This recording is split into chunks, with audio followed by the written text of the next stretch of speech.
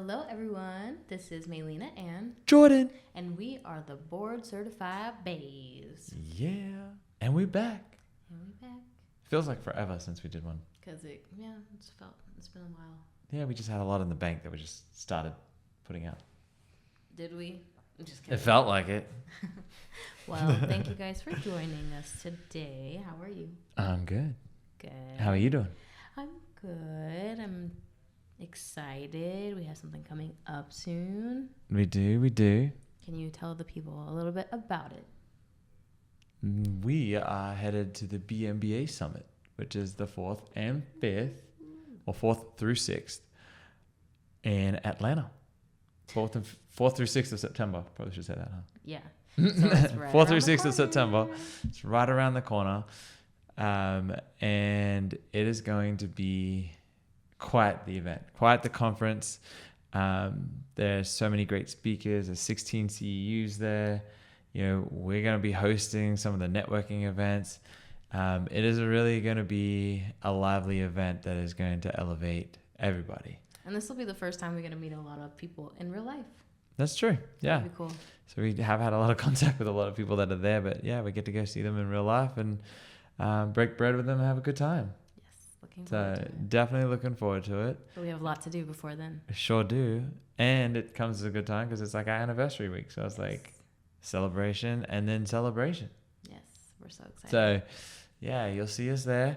If you're looking, we will put a discount code if you're looking to join.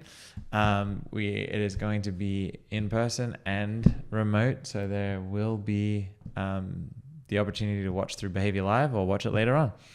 But it's super, super exciting. I'll be hosting a panel. She's going to be hosting some of the events. I'll be hosting an event. Plural? Like, event. You just don't know yet.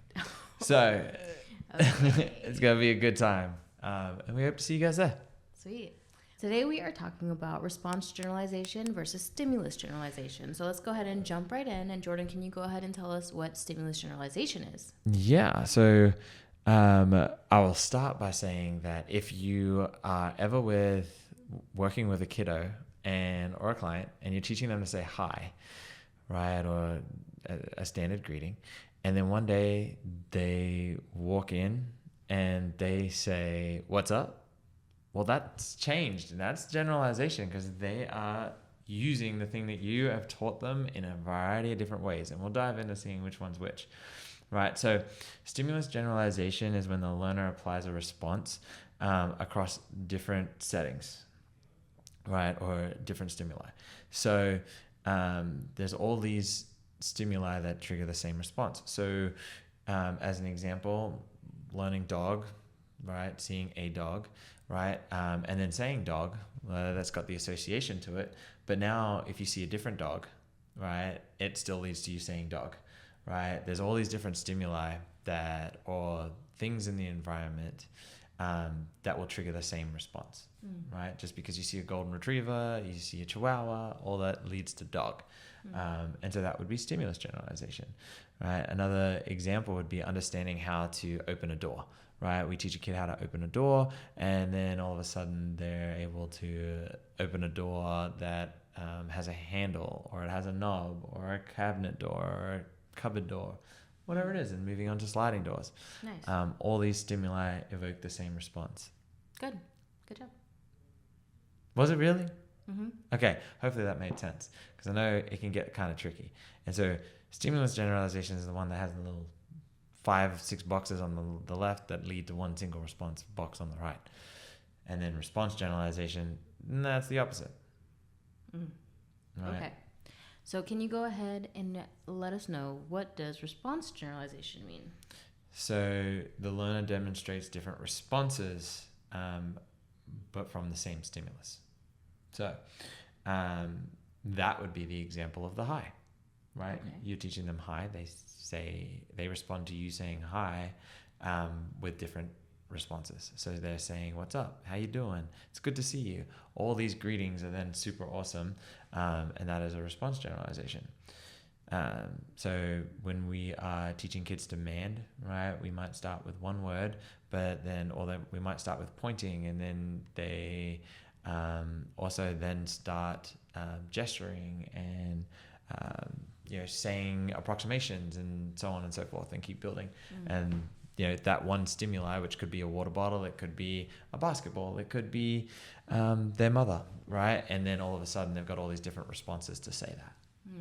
Just super cool. And so working on the stuff in real life is super fun, because we have to actually make sure we're paying attention to notice it. And then the fun part is that when we have a teaching procedure, we have to make sure that the staff are recognizing that even though it's not the way that it said it was, it is still the correct response or the correct stimulus, whichever way you're working on, that is triggering the right response. So it is fun. Yeah. Even as you're explaining it, it's still having to draw it out in my brain. As you're saying it, I'm like, yep, that's right. Wait, is that right? Yeah, that's right. It is tricky when you for me, if I don't have a visual sometimes when I'm trying to explain it to others.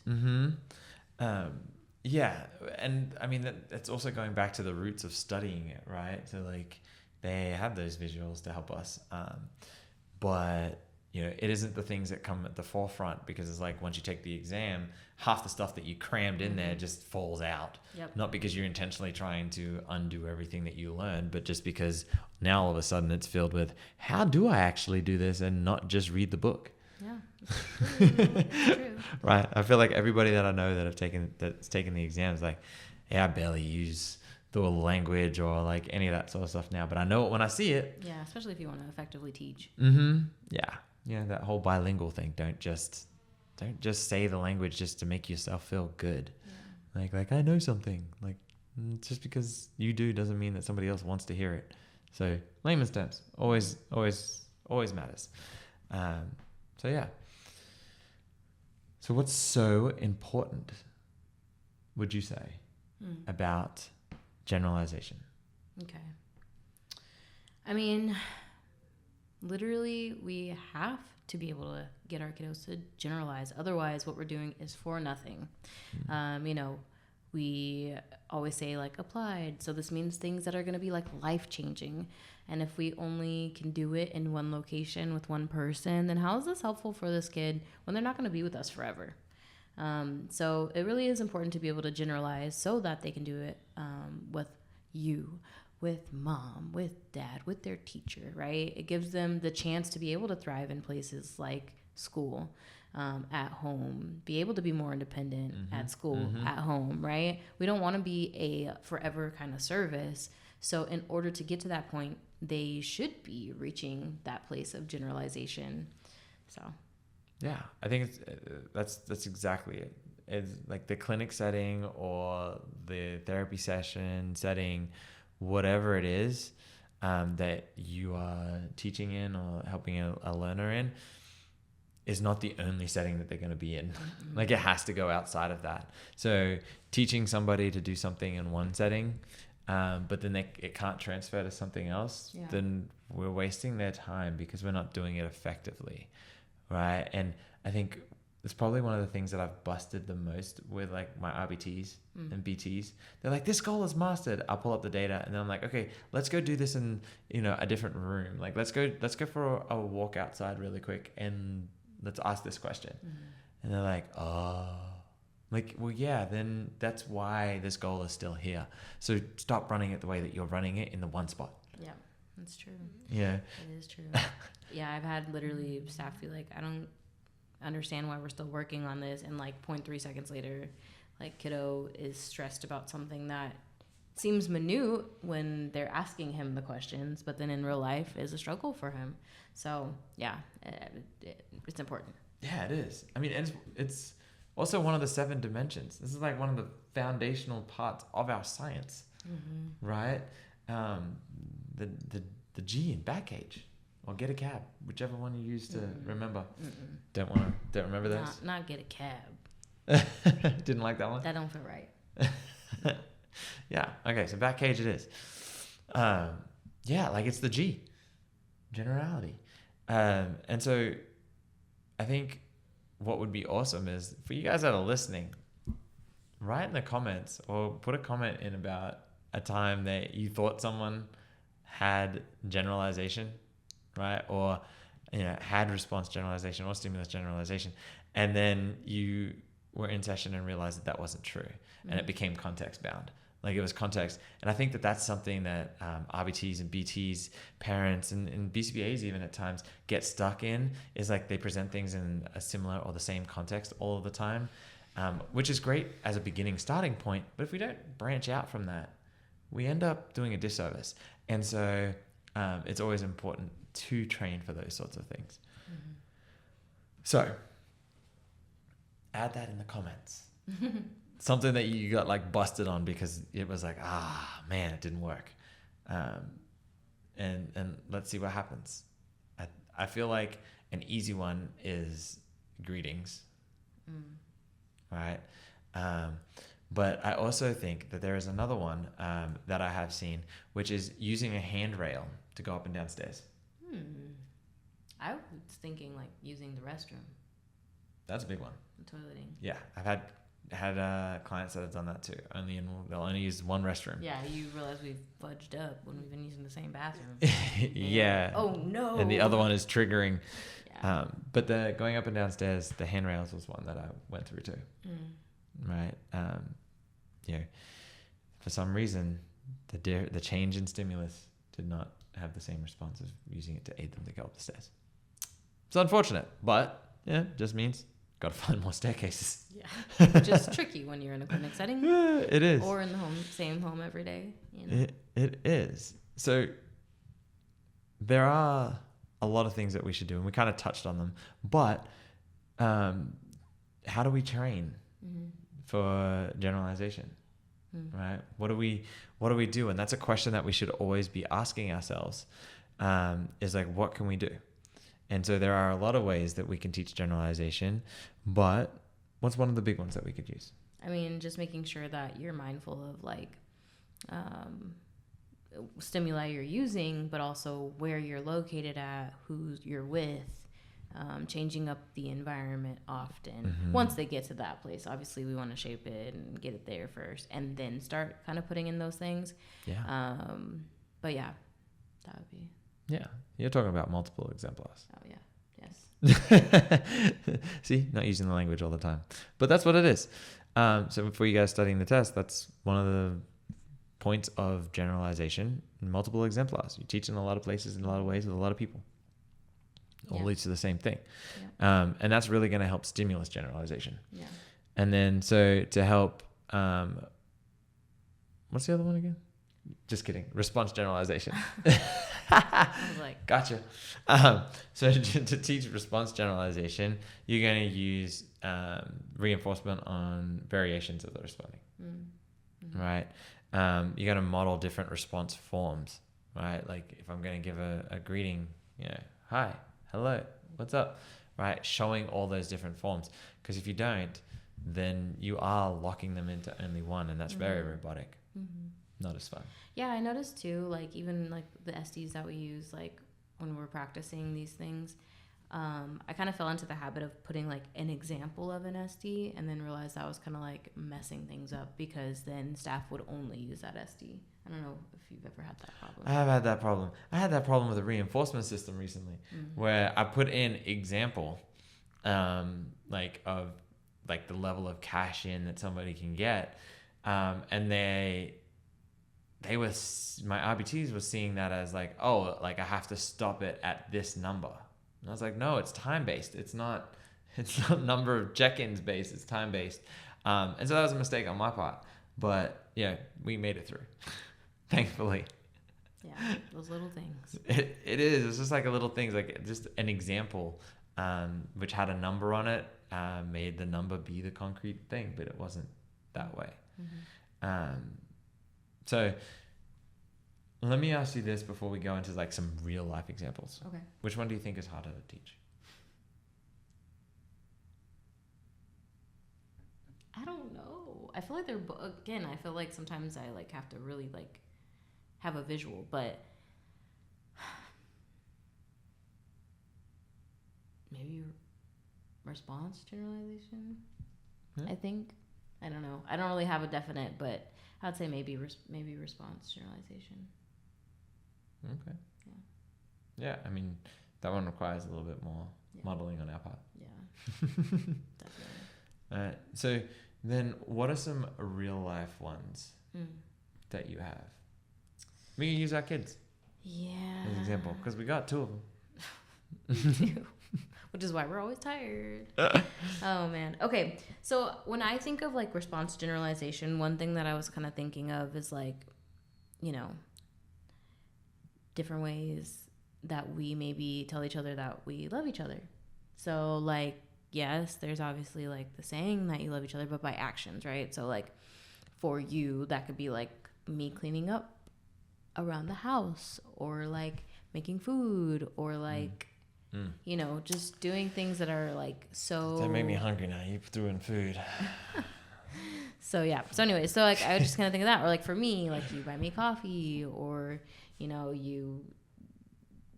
I'm just dang. kidding. I'm just kidding. Dang. Ooh, coffee only. I'm just kidding. Not in front of the people. I'm just kidding. Or you cook me a fancy meal. Basically, we like food, okay? But anyway, so I'm just. Now I'm hungry. Yeah, I know. Me too. But yeah, so I would say like all those different things really are just saying like I love you. So that is kind of like in my brain like a real life example. Does that make sense? Yeah. Okay. It does. What about you? I think the funny one we were talking about before we jumped on was our youngest daughter who learned to throw a ball because we were teaching, and then everything became throwable. Everything led to the same response. It's funny too because you'll say ball. I'm like, that's not a ball. Yeah. And then, so she started throwing balls and then forks, plates, bowls. Food. Especially when she realized our dog would come after it. Mm-hmm. Yeah. Her favorite game is literally fetch. Not just with us, herself as well. Yeah. So, that was an interesting stimulus generalization. She's a funny gal. Yeah. I think one of the cool ones I was just told, so shout out to Duran for putting this in the whole like chat thing that we had, which was stimulus generalization. So when you think about sports, same play, different stadium. So, you know, as a basketball player myself, we learned plays to run in our own home gym, right? And then we were able to take those to other places, other gyms, and be able to do other country. No. Oh, you never brought those plays over here? No. You kept those in the book? Yeah, no, they didn't take those plays. But and then we're able to do them in different places, right? So that's stimulus Other generalization. states? Other states for sure, right? So we had all these different stimuli there, but they all triggered the same play, right? And then the other one, also from Duran, so still shouting you out. Response generalization is the same game situation. So game-winning shot being hit. I'm using basketball again, right? But each time is a different celebration, right? So, you know, and I know everyone's seen some sort of football celebration either on social media. I'll switch out of my sport, but social media or something like that, where, you know, sometimes they dunk the football or sometimes they do a dance. Did you say dunk the football? Yeah, over the goalpost. Oh, okay. You haven't seen that? All the dances that football players do. I just was thrown off because it was like my brain was thinking one, then you said that. And yeah.